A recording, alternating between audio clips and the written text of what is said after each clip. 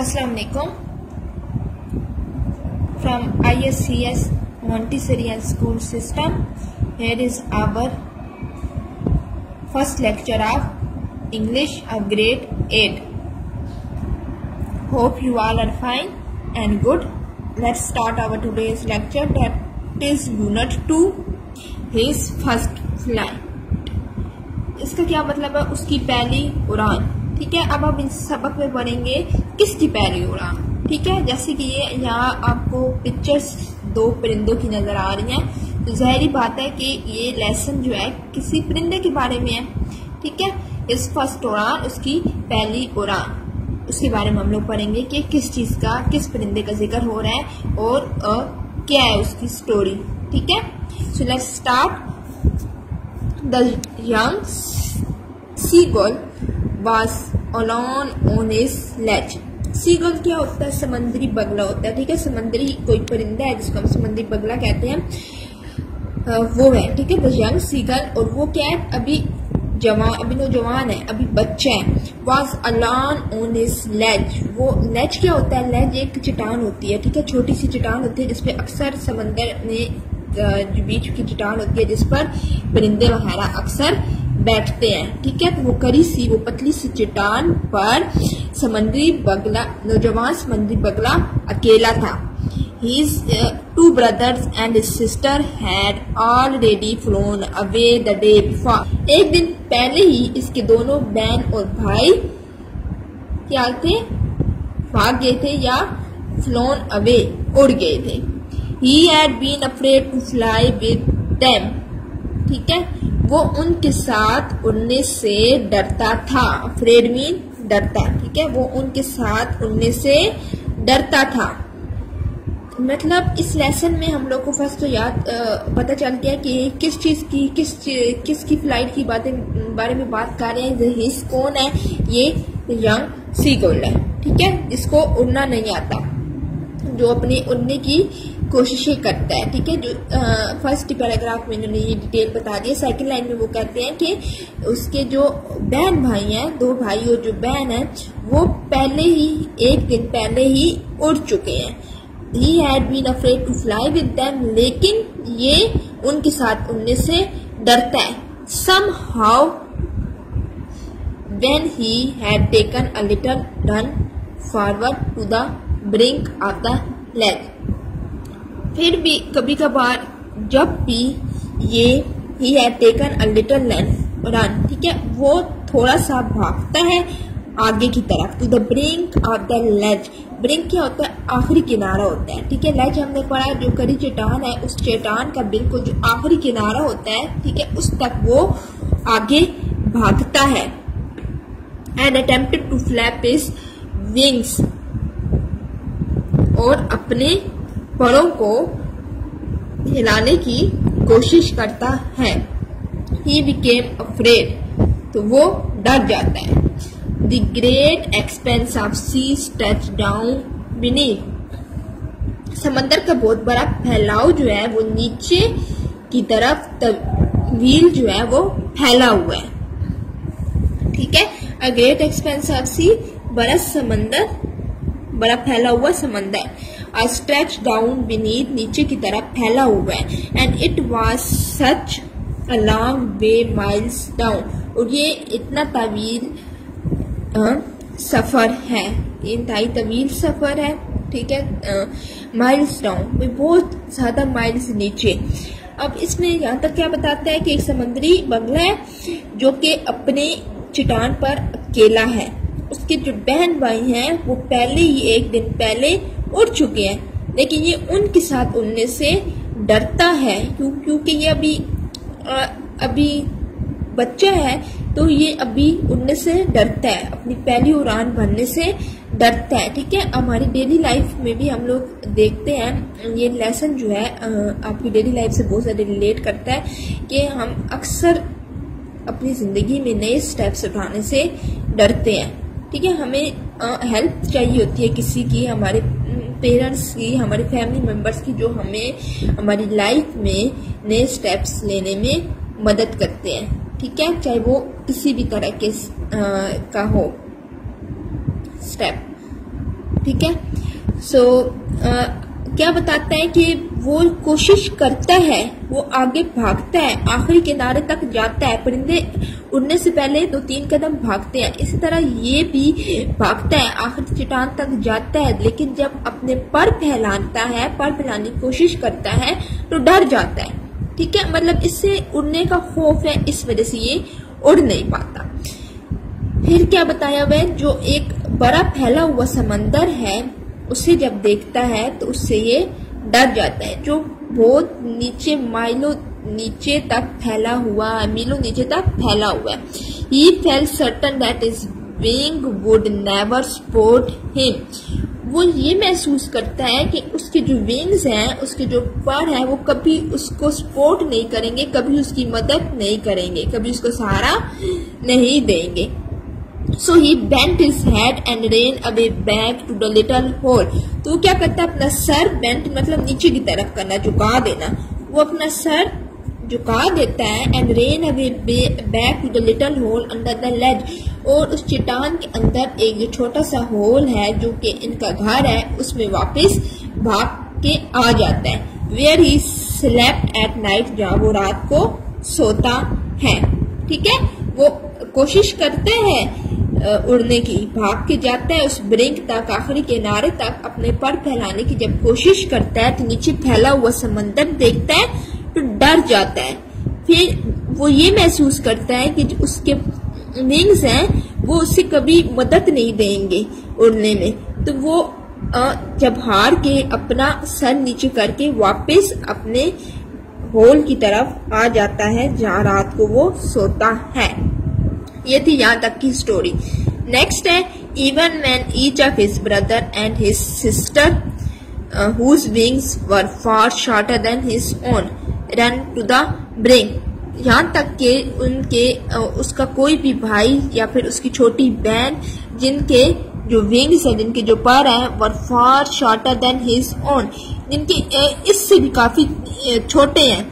Run to the brink, जब वो उस ब्रिंक की तरफ, उस किनारे की तरफ भागते हैं। फ्लैप देयर विंग्स, अपने परों को फैलाते हैं। एंड फ्लू अवे, और उड़ जाते हैं। ही फेल टू मस्टर अप करेज, ये क्या करता है, ये नाकाम हो जाता है अपने अंदर हिम्मत पैदा करने की। To take that plunge which appear to him so desperate. ठीक है, अपने अंदर ये वो हिम्मत पैदा करने में नाकाम हो जाता है जिसे उड़ने में मदद देती है।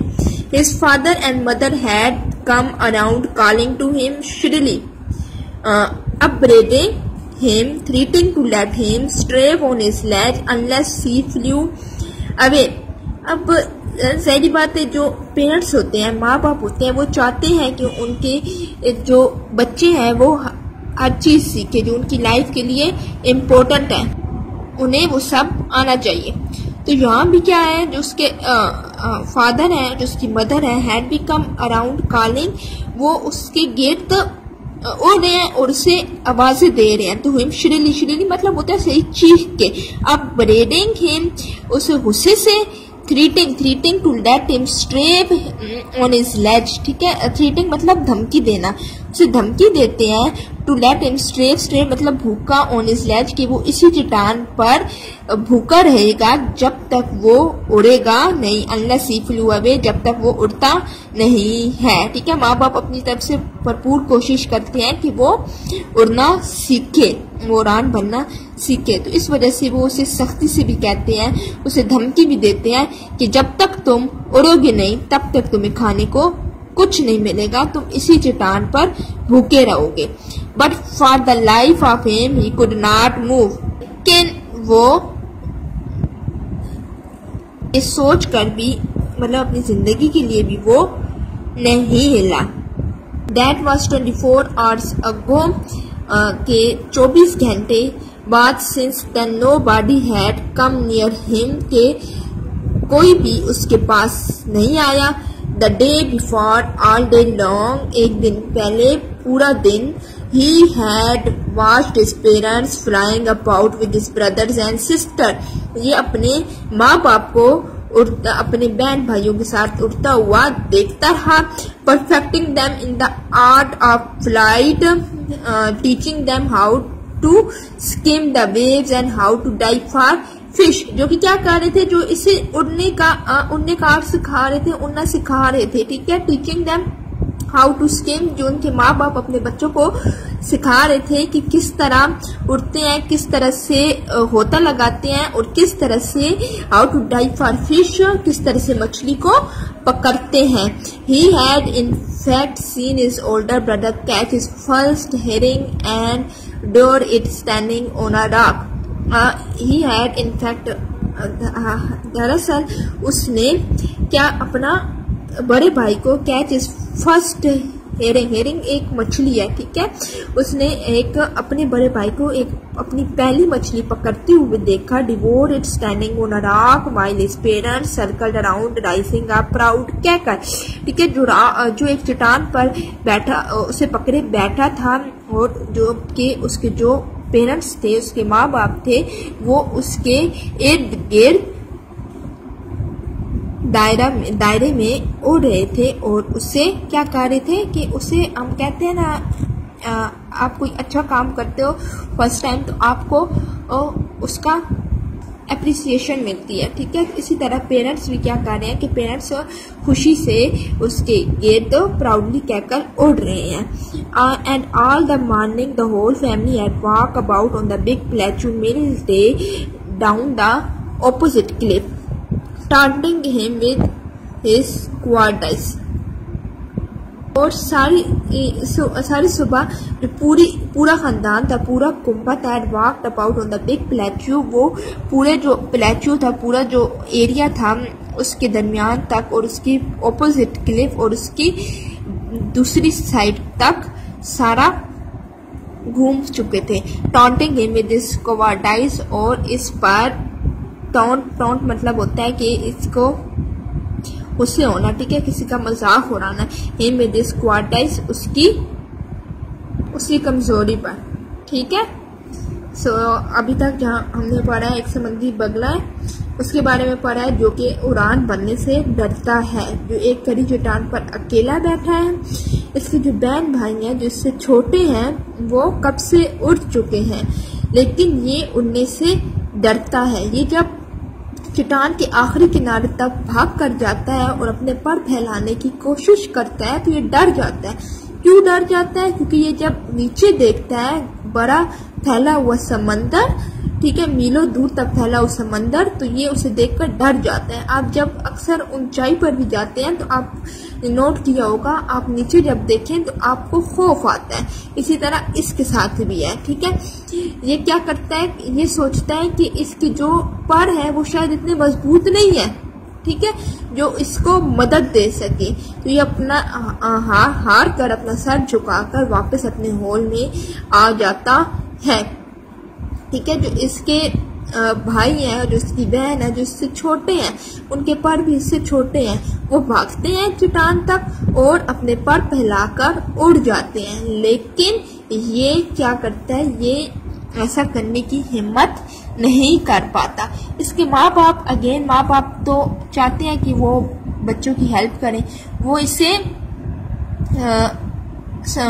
चिल्लाते हैं, इसे बुलाते हैं, इस पे गुस्सा करते हैं, तक इसे वार्न भी करते हैं, इसे धमकी भी देते हैं कि अगर ये ना हो रहा तो इससे भूखा रहना पड़ेगा। ठीक है, लेकिन वो फिर भी खौफ से नहीं हिलता। 24 घंटे बाद भी कोई इसके करीब नहीं आता और पूरा दिन ये अपने माँ बाप को और अपने बहन भाइयों को इधर उधर उड़ता देखता रहता है, जो कि अपने पेरेंट्स से क्या सीख रहे होते हैं कि किस तरह से आपने शिकार करना है, किस तरह से आपने फिश का शिकार करना है। हत्ता कि जिसका भाई है वो एक मछली का शिकार कर लेता है और उसके पेरेंट्स उसको शाबाशी देते हैं। ठीक है, तो ये था अभी तक का हमारा लेसन। ठीक है, इंटरेस्टिंग है, इंशाल्लाह आगे पढ़ेंगे तो हमें स्टोरी की मेन थीम को समझ आएगी। ठीक है, so hope there is clear everything. If you feel any confusion then you can ask me. Your home task is try to read this classwork by yourself. Also find difficult words meanings. Okay, so it was our today's lesson. Next lecture में इंशाल्लाह ये next इसकी story पढ़ेंगे कि next इस सीगोल के साथ क्या होता है। तब तक के लिए अल्लाह हाफिज, टेक केयर।